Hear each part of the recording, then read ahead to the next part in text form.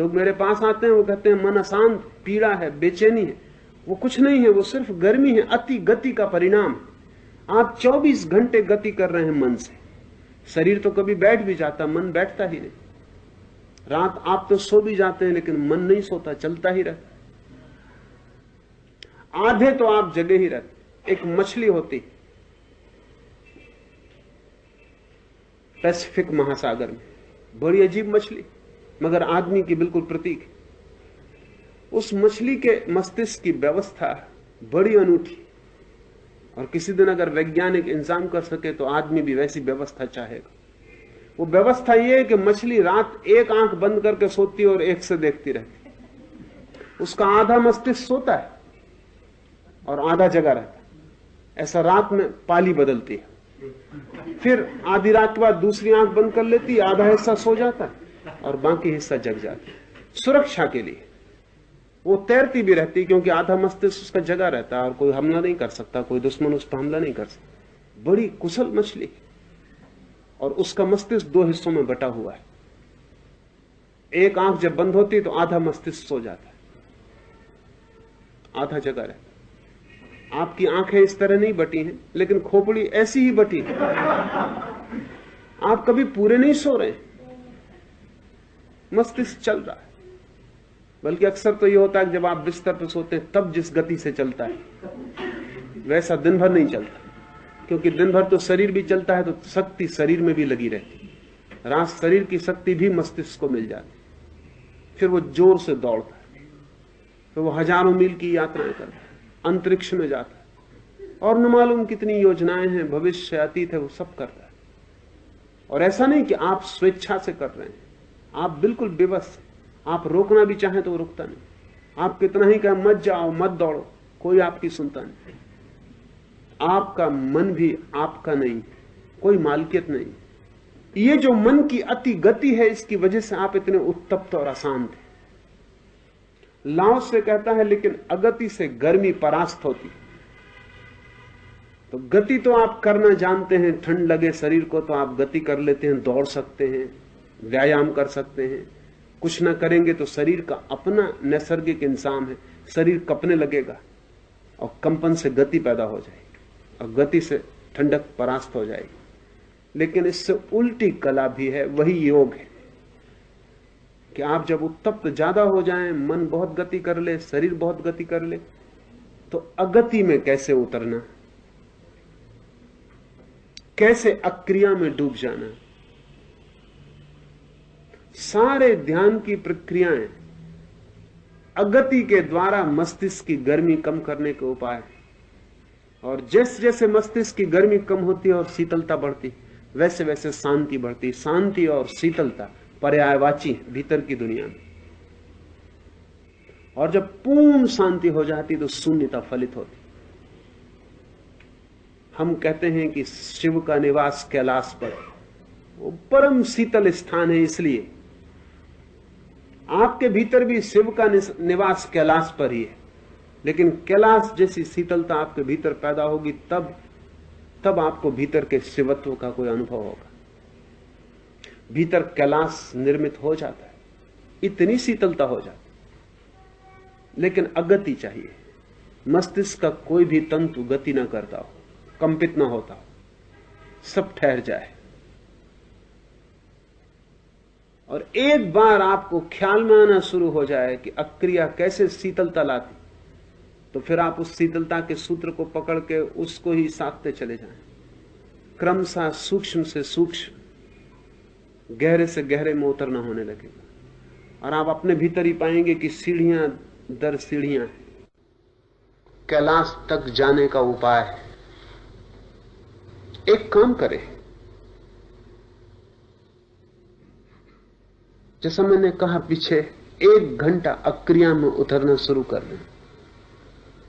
अक्रिया में उतरने के लिए उपयोगी होगा कि शरीर भी बिल्कुल निष्क्रिय हो, क्योंकि शरीर और मन जुड़े, और जब शरीर गति करता है तो मन भी गति करता है, जब मन गति करता है तो शरीर भी गति करता है। जो कुछ मन में होता है वो शरीर में भी प्रतिफलित होता है, और जो कुछ शरीर में होता है वो मन में प्रतिफलित होता है। तो पहले तो बैठ जाएं। अगर सिद्धासन में बैठ सकते हो तो बहुत अच्छा है, लेकिन अनिवार्यता नहीं है। उसमें अड़चन मालूम हो तो आराम कुर्सी पर बैठ जाएं। महत्वपूर्ण इतना है कि शरीर बिल्कुल शिथिल छोड़ दे। एक 10 मिनट इतना ही भाव करते रहे जैसे शरीर बिल्कुल मुर्दा हो गया। और मैं उठाना भी चाहूं तो हाथ उठेगा नहीं, मैं हिलाना भी चाहूं तो पैर हिलेगा नहीं। शरीर को बिल्कुल ढीला ढीला छोड़ते जाएं। थोड़े ही दिन में सूत्र पकड़ में आ जाता है कि शरीर ढीला छोड़ने से ढीला हो जाता है। जैसे जैसे शरीर ढीला छोड़े वैसे वैसे श्वास को भी धीमा छोड़ दे, क्योंकि श्वास भी जितनी धीमी हो जाए, जितनी कम हो जाए, उतनी गति कम हो जाएगी। देखें, अगर दौड़ते हैं शरीर की गति होती तो श्वास की गति बढ़ जाती। साधारणतः अगर आप 1 मिनट में 12 श्वास ले रहे हैं तो दौड़ेंगे तो 24 श्वास लेने लगेंगे, और तेजी से दौड़ेंगे तो 36 श्वास लेने लगेंगे। श्वास तेज हो जाएगी, झटके से चलेगी, जल्दी आएगी जाएगी। कारण है क्योंकि शरीर को ज्यादा ऑक्सीजन की जरूरत है। जब आप दौड़ रहे हैं तो आप शरीर की ऑक्सीजन पचा रहे हैं, ज्यादा ऑक्सीजन चाहिए तो श्वास तेज चलेगी।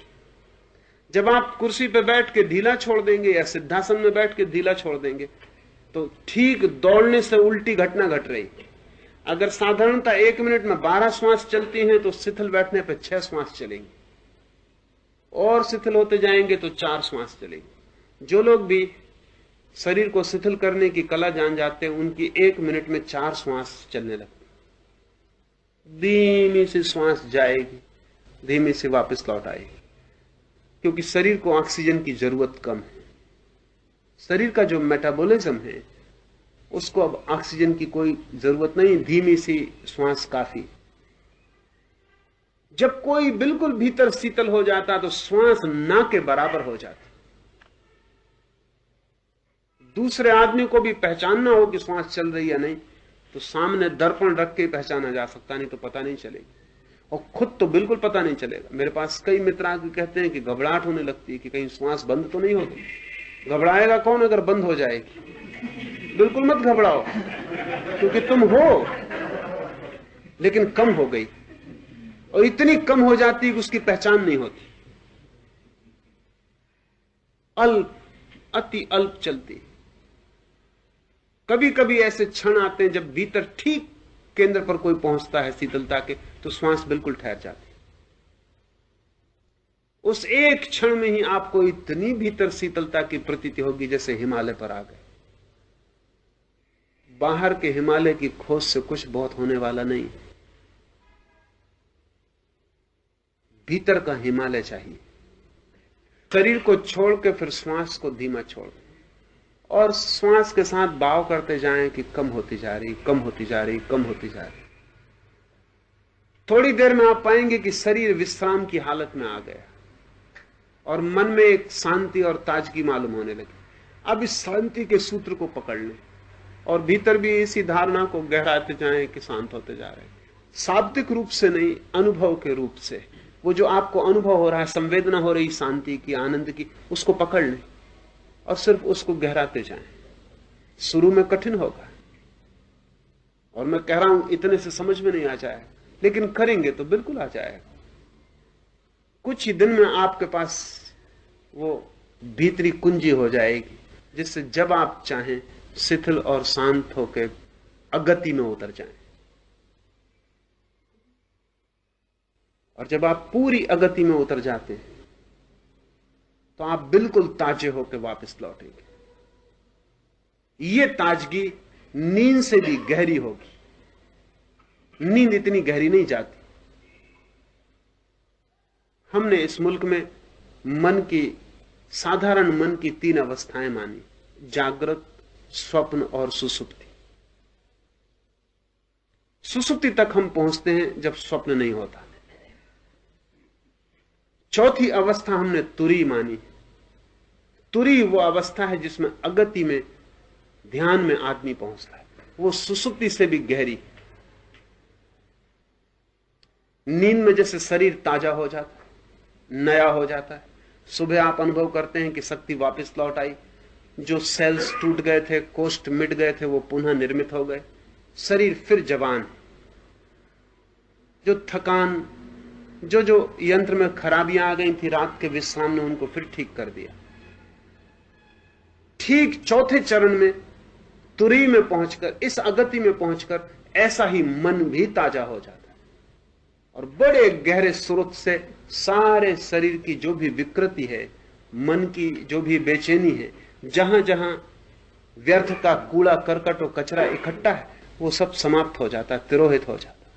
जब आप वहां से वापस आते हैं तो आप इस शरीर को, इस जगत को बिल्कुल दूसरी आंख और दूसरे ढंग से देखेंगे और पहचानेंगे। इस गति के जगत से अगति के जगत में उतरने की कला जो सीख ले और निरंतर गति से अगति में जाए, अगति से फिर गति में लौट आए, और जैसे दिन और रात होते ऐसा गति और अगति में संतुलन साध ले, तो लाओस से कहता है कि जो दो अतियों के बीच संतुलन और संगीत को पकड़ लेता है वो परम ताओ को, परम स्वभाव को उपलब्ध हो जाता है। अगति में जाने का यह अर्थ नहीं है कि फिर आप अगति में ही बैठे रहें। अगति में जाने का यही अर्थ है कि आप वापस गति में लौट आए, सारी ताजगी और सारे आनंद को लेकर।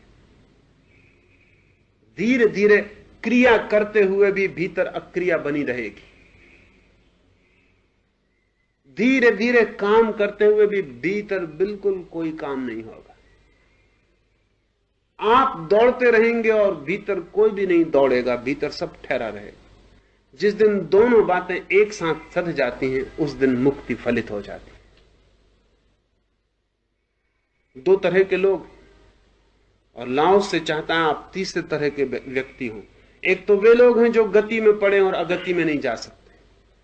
कुछ इनमें से ही भाग के अगति में चले जाते हैं तो गति से डरने लगते हैं, तो वो जंगल में छिप जाते हैं, गुफा में बैठ जाते हैं। फिर वो भयभीत होते हैं कि अगर हम यहां से बाहर निकले तो गति फिर पकड़ लेगी। ये दोनों एक जैसे लोग हैं, इन्होंने जीवन के एक पहलू को पकड़ लिया, लेकिन ये दोनों दरिद्र हैं, क्योंकि समृद्धि उसी के पास होती है जिसके पास जीवन के दोनों पहलू होते हैं। जो अगति में उतर सकता है और गति में आ सकता है निर्भीक, उसको अगति के खोने का कोई डर नहीं, वो संपदा उसकी भीतरी है। जो युद्ध के मैदान पे भी खड़ा हो सकता है और जिसके ध्यान में रत्ती भर फर्क नहीं पड़ेगा, जो दुकान पे बैठ सकता है और जिसके मंदिर में इससे कोई हलचल नहीं आती। जब कोई व्यक्ति इन दोनों में आता है, जाता है, धीरे धीरे धीरे इतना सहज हो जाती है घटना, जैसे अपने मकान के बाहर आना और भीतर जाना, बाहर आना और भीतर जाना।